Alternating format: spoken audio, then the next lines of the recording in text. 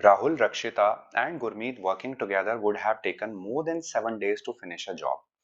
Guys एक काम करते हैं, राहुल को कितना समय लगता है, रक्षिता को कितना समय लगता है और गुरमीत को कितना समय लगता है, इसको हम अज्यूम कर लेते हैं ए बी सी डेज में, राइट। तो काम को कंप्लीट करने में इनको इंडिविजुअली कितना टाइम लगता है उसको हम अज्यूम कर लेते हैं ए बी सी डेज। तो राहुल का अज्यूम किया हमने ए, राइट, राहुल का हो गया ए, रक्षिता का हमने अज्यूम किया बी एंड गुरमीत का हमने अज्यूम कर लिया सी। दीज आर द डेज जो इनको लगते हैं। तो जब ये एक साथ मिलकर के काम करते हैं, तो अगर ये 7 दिन में पूरा काम कंप्लीट करते तो एक दिन में कितना काम करते, तो that should be nothing but 1/a plus 1/b plus 1/c and this entire thing should be equals to 1/7, right. But क्योंकि ये 7 दिन से ज्यादा ले रहे हैं, यानी एक दिन का जो इनका काम होगा that will be less than 1/7, right. This is something that you have to understand firstly. So this is a question based upon time and work as well as inequality, दोनों का मिक्स है इसमें। So it's a very good question. On the other end, Rahul and Gurmeet working together would have taken less than 15 days to finish the job. तो अगर राहुल और गुरमीत ने एक साथ काम किया है, राइट, तो इसको भी हम एक इनइक्वालिटी बनाते हैं। तो राहुल ने एक दिन में काम किया 1/a एंड गुरमीत ने एक दिन में काम किया 1/c and this should be definitely more than 1/15 क्योंकि इन्होंने लेस देन 15 डेज लिए हैं। So this should be definitely more than 1/15। I hope सबसे पहले आपको ये चीज समझ में आनी चाहिए, right. So these are the two inequalities, right. Okay, now let's proceed. However, they all work together for 6 days. Okay, so when they are working for 6 days, how much work they are doing? So 6 times of this is nothing but 1/a, 1/b, right, and 1/c.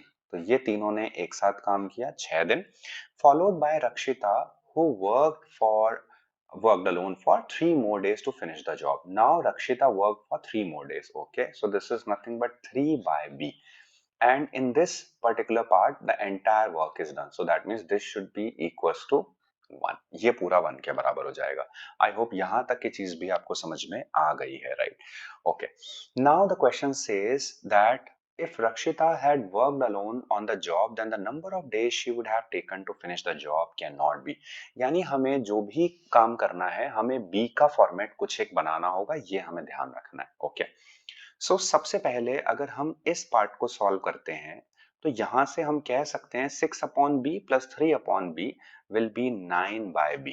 This will be 9/b and this should be equals to 1 minus of, so that is nothing but 1 minus of 1/a plus of 1/c। ये हम इसमें से क्या करेंगे, minus कर देंगे, right. So this is something that we have to do. So ये हो जाएगा 1 minus 1/a प्लस 1/c। तो ये मैंने इसको थोड़ा सिंप्लीफाई किया और ये एक एक्सप्रेशन मैंने अपना बना दिया। आई होप यहां तक की चीज आपको समझ में आ गई है, right.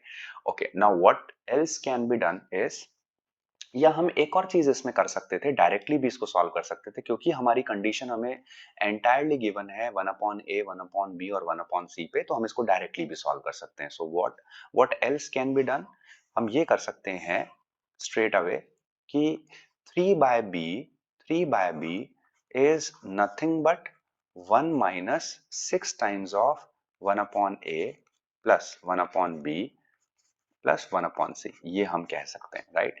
And 1/a 1 plus 1/b plus 1/c is less than 1/7, right. That's in that case हम ये कह सकते हैं कि जो हमारा, यहां से हम ये कह सकते हैं इस पार्ट को और इस पार्ट को क्लब करके हम ये कह सकते हैं कि 3/b will be definitely more than 1 minus 6/7, ये हम कह सकते हैं, right. This is what we can say. So अगर इसको फर्दर सॉल्व करें तो यहां से हम कह सकते हैं कि 3/b is greater than 7 minus 6, which is nothing but 1/7, or we can say that b is less than 21. This is what we can say, b will be less than 21. This is something that we can interpret from here. Okay, now if b is less than 21, that means the question is asking you to find out the number of days she would have taken to finish the job cannot be. इनमें से क्या नहीं हो सकता है? So what it can not be? So this particular part we have to understand. So it cannot be 21. Straight away we can mark our answer.